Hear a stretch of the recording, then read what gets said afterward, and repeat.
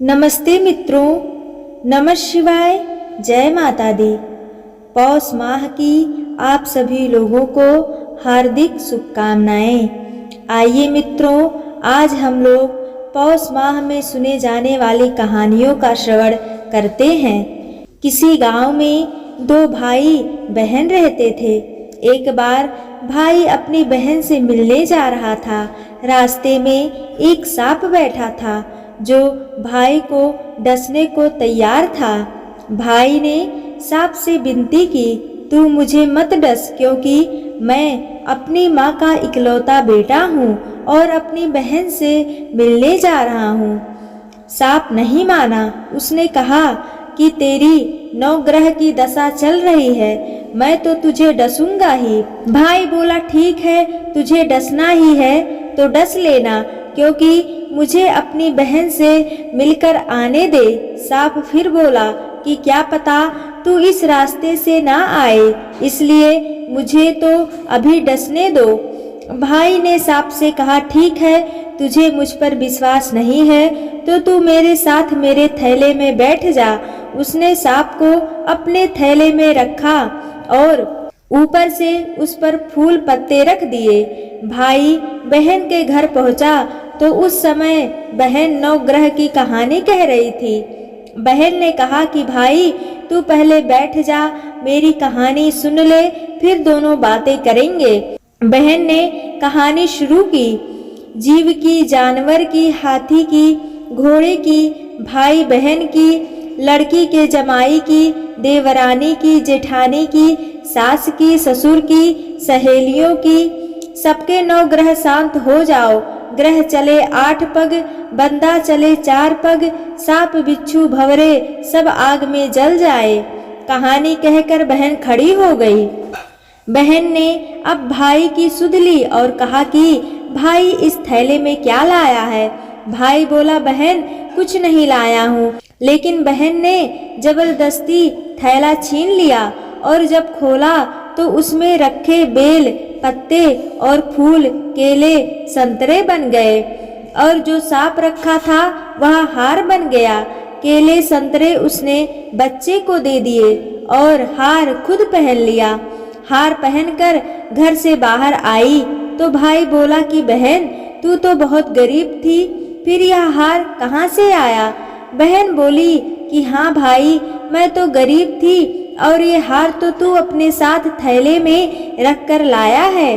भाई को बहुत आश्चर्य हुआ।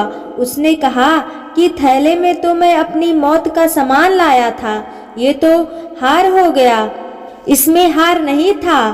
फिर उसने कहा कि मेरे थैले में तो सांप था और तेरी कहानी कहने से यह सांप हार में बदल गया।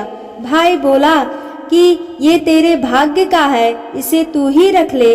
बहन ने भाई से कहा कि तेरी 9 ग्रह की दशा चल रही है, तू घर जाकर भाभी से कहना कि वह 9 ग्रह की कहानी कहेगी। भाई घर पहुंचा और अपनी पत्नी से उसने कहा कि मेरी 9 ग्रह की दशा चल रही है, इसलिए हम 9 ग्रह की कहानी कहेंगे। भाई पत्नी से बोला, तू कहे और मैं सुनूंगा, और मैं कहूँ तू सुनना। चावल चीनी के दाने ला, लोटा भर पानी ला। उसकी पत्नी एक लोटे में चावल और चीनी के दाने डालकर ले आई और कहानी कही। जीव की, जानवर की, हाथी की, घोड़े की, कुत्ते की, बिल्ली की, देवरानी की, जेठानी की, सास की, ससुर की, घर के धनी की, बहन की, भाई की, सबके 9 ग्रह शांत हो जाओ। ग्रह चले 8 पग, बंदा चले 4 पग, सांप बिच्छू भंवरे सब आग में जल जाए। रविवार, सोमवार, मंगलवार, बुधवार, बृहस्पतिवार, शुक्रवार, शनिवार, 7 वार को नमस्कार। धरती माता को नमस्कार। 9 ग्रह को नमस्कार। जैसे 9 ग्रह की दशा बहन की, भाई की उतारी, हे भगवान वैसे सबकी उतारना। एक बार धर्मराज युधिष्ठिर ने भगवान श्री कृष्ण से पूछा, भगवान विष्णु भगवान की यह कैसी माया है जो सारे जगत को मोहित कर देती है। मैं इस रहस्य को जानने के लिए बड़ा उत्सुक हूँ। इस पर भगवान श्री कृष्ण ने उत्तर दिया, महाराज युधिष्ठिर, इसी प्रकार का प्रश्न नारद जी ने श्री हरि से पूछा था। नारद ने उनसे अपनी माया दिखाने का हठ भी किया था।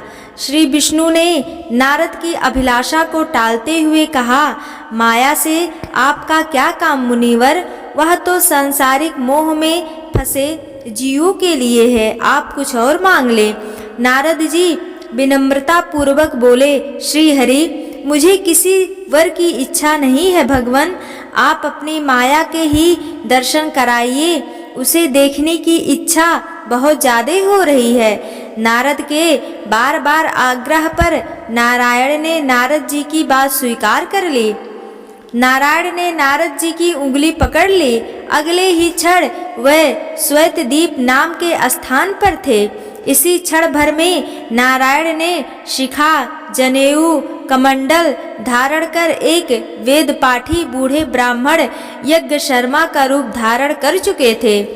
भगवान ने नारद जी से कहा, यह स्थान तो तीर्थ स्थान जैसा उत्तम लगता है, हमें कान्यकुब्ज नाम के इस नगर में प्रवेश करने से पहले इस सरोवर में स्नान कर लेना चाहिए।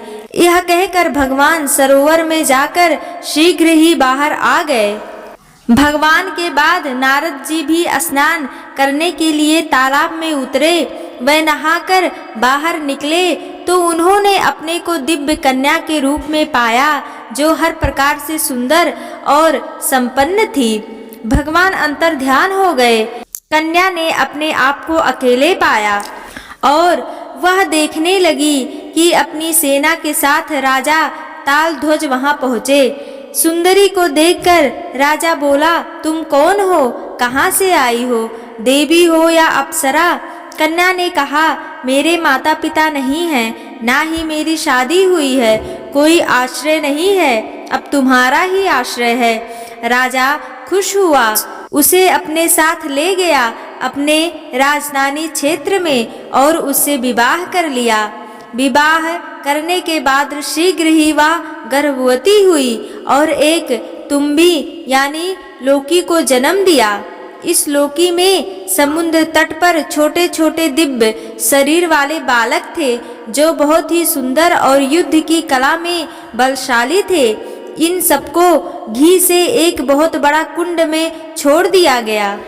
ऐसा करते ही वे बालक तत्काल पुष्ट हो गए। फिर उनकी संतानें हुई। माया के प्रभाव से सबकी संख्या इसी प्रकार बढ़ने लगी। कुछ ही दिनों में रानी के पुत्र और पौत्रों की संख्या बढ़ गई। वे सभी बहुत घमंडी तथा विलासी हो गए। उनमें लालच आ गया। सिंहासन प्राप्त करने के लिए झगड़ने लगे। सत्ता के लिए शीघ्र ही एक हिंसक संघर्ष हुआ और कुछ ही दिनों में आपसी लड़ाई के चलते सभी मारे गए। अपने वंश का विनाश देखकर रानी छाती पीटकर विलाप करने लगी। राजा भी शोक से पीड़ित हो रोने लगे। इसी समय एक ब्राह्मण 2 शिष्यों के साथ वहां आया। ब्राह्मण राजा तथा रानी को उपदेश देने लगा। ब्राह्मण ने कहा, व्यर्थ ही रोते हो, यह सब विष्णु की माया है। विष्णु माया ऐसी ही है। सैकड़ों चक्रवर्ती और हजारों इंद्र उसी तरह नष्ट होकर जाते हैं जैसे दीपक को तेज जलती हवा बुझा देती है। रावण त्रिकूट पर्वत जैसे दुर्ग, समुद्र जैसे खाई से घिरी सोने की पूरी लंका में रहता था। सभी शास्त्रों और वेदों के ज्ञाता शुक्राचार्य जैसे मंत्री थे। कुबेर का सारा धन उसके पास था। मायावी राक्षसगढ़ जिसके सैनिक थे, वह भी माया के वशीभूत हो नष्ट हो गया। काल के कोप से युद्ध में, घर में, पर्वत पर, अग्नि में, गुफा में अथवा समुद्र या पाताल में, इंद्रलोक में मंत्र, औषध, शस्त्र आदि से भी कोई कितनी भी अपनी रक्षा करे नहीं बच सकता। जो होना होता है वह होता ही है। कोई दुख के सागर में गोते खाता रोता है, कोई प्रसन्न मन नाचता है, कोई धन के लिए अनेक उपाय करता है। इस माया के प्रभाव से संसार के सभी जीव पुत्र स्त्री धन आदि में आसक्त हो रोते गाते रहते हैं। इतना उपदेश देकर ब्राह्मण ने रानी का हाथ पकड़ लिया। वह ब्राह्मण स्वयं भगवान विष्णु थे। उन्होंने कहा, नारद जी, यह माया विष्णु ने स्वयं निर्मित की है। तुमने विष्णु की माया देख ली, अब उठो, स्नान करो, अपने मृत पुत्र पौत्र को अर्घ देकर अपना कर्तव्य पूरा करो। इतना कहकर भगवान ने नारद जी को उसी सरोवर में स्नान कराया जिसमें नहाकर वे सुंदरी बने थे। स्नान करते ही नारद मुनि अपने वास्तविक रूप में आ गए। राजा ने देखा, यह तो मेरी रानी नहीं, जनेऊ पहने जटाधारी दंड कमंडल और बीड़ा लिए मुनि महाराज हैं। वह तो हतप्रभ रह गए। अगले ही क्षण भगवान नारद का हाथ पकड़कर श्वेत दीप आ गए और नारद से पूछा, नारद जी, आपने मेरी माया देख ली? माया कष्टकारी और बांधने वाली है, इसलिए मैं साधु जनों को इससे मुक्त रखता हूँ। नारद जी ने भी संकोच में भरकर उन्हें प्रणाम किया। कोई उत्तर न देते हुए भगवान अंतर्ध्यान हो गए। प्रेम से बोलिए भगवान विष्णु की जय। आशा करती हूँ मित्रों, आप लोगों को यह कथा अवश्य ही पसंद आई होगी। धन्यवाद मित्रों। जय माता दी।